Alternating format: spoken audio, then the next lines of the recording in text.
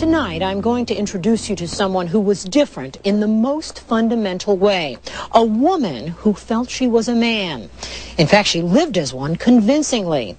Our lead story is about how this particular kind of difference, you freak, when it gets out in a small town, can be a matter of life or death. Oh. You are not a boy. That is what went wrong. You are not a boy. Tell him that. They say I'm the best boyfriend I ever had. Brandon Teena's complicated life inspired the Golden Globe-winning film Boys Don't Cry and the documentary The Brandon Teena Story, parts of which help tell our story. Brandon was a woman's man. I mean, every woman's dream. Good kisser.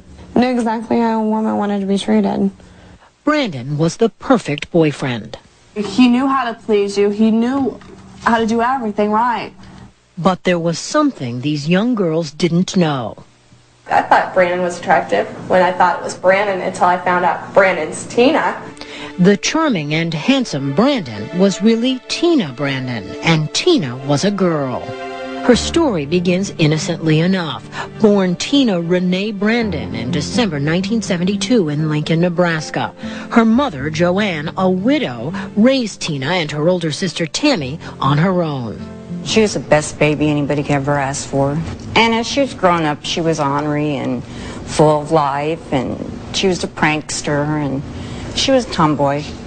But Teena wasn't just a tomboy. She felt like a boy in a girl's body. She was increasingly confused, and as a teenager, began experimenting in unusual ways. She started using a sock to stuff her pants. And with that sock in her pants, a transformation occurred. She switched her name and began calling herself Brandon Teena. And to her family's surprise, began dating local girls, the bulge in her pants helping to convince them she was a boy. Did you ever acknowledge this person, Brandon? No. You refused to acknowledge her as a man. And she would present herself as a boy to other girls. Right. But when they came around to our house, she was spoken to as Teena. So they knew, even though they denied it to themselves and others. Some of the girls were even physically intimate with Brandon. When I heard that, I wondered how Brandon was able to pull it off. I'm going to stand right here until you're safe inside, okay? The movie Boys Don't Cry answered my question, suggesting that Brandon bound her breasts and used a prosthetic device. But eventually, some girls would learn the truth, and when they did, their bewilderment and conflicted feelings would prompt heated arguments. And he would just scream at me saying, you know, Gina, this isn't a gay relationship. I don't know what you're thinking. I said, well, what am I supposed to think? I mean, I know what you want to be as male. I said, but unfortunately, we have to deal with what we have now. And I said, you are female. But Brandon didn't want to be female, and these kinds of fights only underscored the feeling of hopelessness. Brandon wrote a poem about it. Changes I'm going through in my life will change me forever. Soon I'll have anybody I want and give them the love that I have. I'm not as strong as I thought. I can't fight. I don't think I can make it alone. By Brandon. Imagine what it's like to be confused about something as fundamental as your gender and to be living in rural America, living in a place where issues of sexuality can bring out the most primitive reactions in people. Joanne Fleming was a family friend. Every time he tried to be truthful to the kids he was with, he was put down. He was called a fag, or worse yet, oh, you're a dyke, or you're really a lesbo, or the girls would just look at him and call him a freak. When the humiliation and name-calling became too much, Brandon attempted suicide. Best friend Sarah Lyons brought Brandon to a crisis center. Just came up and she's just like, I'm so confused. I don't know if I'm gay. I don't know what I am. And she goes, I don't want you to hate me. In counseling, Brandon discussed the possibility of a sex change operation, but never had one. There were more immediate problems that went beyond the gender identity crisis. She started forging checks, but she would only forge them to give the girls gifts and stuff. Brandon was stealing, and by the end of 1993 was charged with 18 counts of theft and forgery. Also by that time, most folks in Lincoln had learned the truth. Straight girls would be, oh, I was making out with a girl? Oh. And then the phone calls and the harassment would start. And that's where Teena finally left.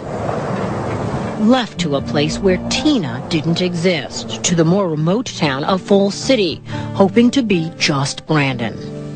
He shaved. He would like sit like a man, and he would, you know, talk about women, like pretty women on TV.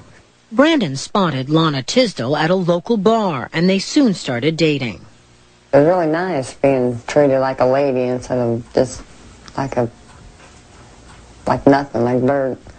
But with Lana came a rough crowd, including an old boyfriend, the hard-drinking John Lauder, who was also a violent ex-convict. Lana introduced me to, you know, and they were seeing each other, you know, supposedly dating each other. And we went out drinking together. We talked about women. Lauder and his good friend Tom Neeson, another ex-con, were totally taken in by Brandon. They became drinking buddies and cruised for girls together. We'd ride around and say, ooh, what about that one? What about that one there, you know? You know, just guy talk. Now Brandon had it all, respected as a man with an attractive girlfriend. The only thing missing? Money. So once again, Brandon stole, and this time was arrested for check forgery. When police charged Brandon as a female, word got out. What? It's like, yes, it is a woman, not a man. I'm like, there's no way. I said, that is not a woman. I said, it don't even look like a woman. Lana refused to believe it and bailed Brandon out of jail just before Christmas. I said, I'm going to tell them what we want them to know and what we believe. I walked out there and I said, he is a man. They said, did you see it? And I said, yes, I seen it in the flesh. I said, that is a full man, and I will leave him alone. But they didn't, and they didn't believe Lana either. They were furious.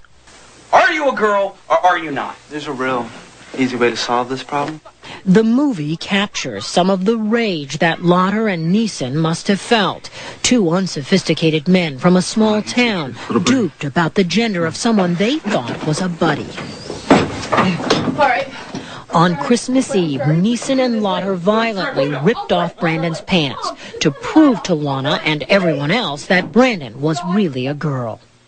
Tom was pulling down her pants, and he put his finger up there and said, oh, this, you know, there's something, you know, there ain't nothing there. She's a girl, you know. And so I turned around, and I had my eyes like this, and I turned around, and I peeked a little bit. Brandon was exposed and humiliated, and would later tell authorities what happened next.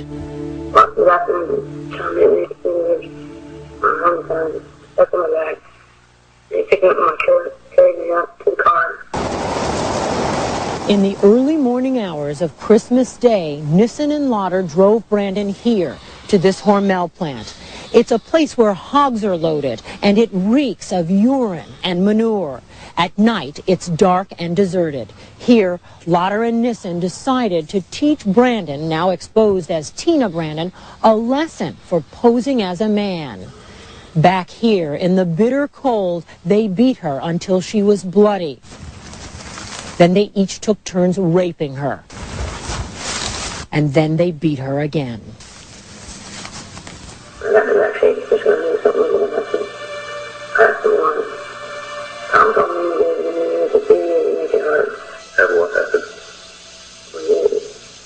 Then they warned Brandon not to tell anyone, but Brandon did tell. She called you and said, Mom, I was raped? Yes, and I said, do you know who it was? And she said, yes, and I'm going to file charges. And Brandon did just that. But amazingly, no arrests were made. The sheriff, Charles Locks, was less than sympathetic. So when they got ready to poke you, how was your position in the back seat? On my back. Were they strapped back in first half? I was at it. Sheriff Locke seemed less interested in the crime than in the oddness of the victim sitting before him. Why do you run around with girls instead of guys, being you're a girl yourself? Why do you make girls think you're a guy? Because I have a sexual identity crisis. You what? I have a sexual identity crisis. You want to explain that? I don't know if I can even come back. The sheriff's department did question Nissen and Lauder a few days later, but neither man was charged, and the fact that Brandon even reported the rape enraged them. John Lauder and Tom Nissen plotted revenge. Brandon Teena was now in fear for her life. She asked a friend to take her in and hide her from Tom Nissen and John Lauder. When we come back, a safe house invaded and friends in the wrong place. The dramatic conclusion to our story. I was in tears and bargaining with God all night long. I didn't want it to be true.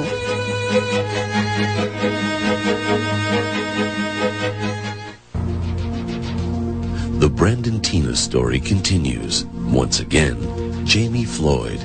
Brandon Teena was a young woman living her life here in rural Nebraska, transgendered, dressing, dating, loving, living as a man.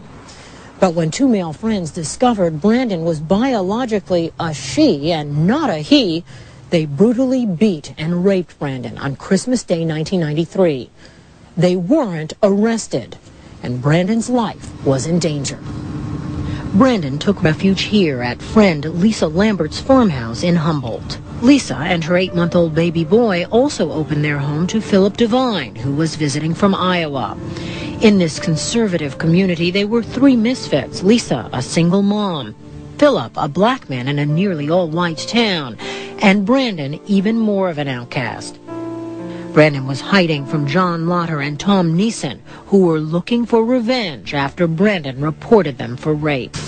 On the 26th of December until the morning of the 27th, John Lauder and Tom Nissen sat out behind my home, waiting to see if she was there. The two men were looking everywhere for Brandon, and Nissen would later describe their chilling plan to take care of Brandon Teena. You discussed how you were going to kill her. Yes. What was that discussion? To chop her hands and her head off. Why were you going to do that? In order that the body couldn't be identified. Finally, in the early morning hours of New Year's Eve 1993, they found Brandon at the farmhouse. John Lauder proceeded to kick the door 3 times. I noticed on the floor at the foot of the bed, there was a blanket covering that looked like a person. I reached down and moved the blanket, and Teena Brandon was on the floor. Nissen would later testify that after he forced Brandon to stand, Lauder fired a shot at point-blank range. Brandon fell back on the bed. You have some impression that she wasn't yet dead? Yes. She was twitching. Can you tell me what you did to ensure that she's dead? I stabbed her. But there were witnesses. Lisa Lambert and Philip Devine, two people in the wrong place at the wrong time. And despite their pleas, they were shot and killed. Only Lisa's baby boy was spared. A relative discovered the murder victims Friday on this farmstead south of Humboldt. The victims were Teena Brandon of Lincoln, Philip Devine of Fairfield, Iowa, and Lisa Lambert of Humboldt. On New Year's Eve, I heard that there was triple homicide in Humboldt, Nebraska. And I kept trying to call the farmhouse and nobody would answer. I was in tears and bargaining with God all night long. I didn't want it to be true. Tom Nissen and John Lauder were arrested and charged with the murders. They were tried separately in 1995. Both were facing the electric chair. But after his conviction, Nissen cut a deal, turned on Lauder, and testified against him. What do you think of Marvin Nissen? He's a little liar. Nissen got life in prison. Defendant John L. Lauder is hereby sentenced to the penalty of death for the murder of Teena Brandon. Lauder sits on death row. But for Joanne Brandon, justice was not yet complete. She says her daughter suffered indignity not only at the hands of her attackers, but also at the hands of the Falls City Sheriff. I think he hated my daughter so much that he didn't care what happened to her. He just left her hanging out there. Joanne Brandon filed a $1 million wrongful death suit against Sheriff Locks and Richardson County. Anywhere else, had you reported a rape, they would have arrested him on the spot. Locks declined all interviews, but in this never-before-seen footage of his deposition in the wrongful death suit, he admits his disregard for Brandon. Did you believe Teena, Brandon, when she told you she'd been raped? I questioned it a little bit, probably.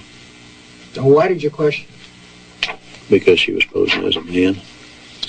There was ample probable cause at that time that these two young men had raped this girl, wasn't there? And you refused to arrest them. You should have, shouldn't you? Probably. The judge in the civil case found Sheriff Locks and Richardson County liable in the death of Brandon Teena, legally Teena Renee Brandon, but said their responsibility amounted to only $17,000. Joanne Brandon is appealing.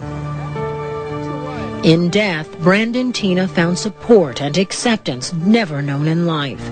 The transgendered community were among those that mourned the loss of a young person first scorned, then violated, dehumanized, and ultimately murdered for being different. This was a person. This was somebody's sister, somebody's daughter, somebody's friend. And while many remember the charming young man, Brandon Teena, a mother remembers her child. That's the way I knew her all her life, was Teena Brandon. Whichever way they want to remember her, I don't care, just as long as somebody remembers her.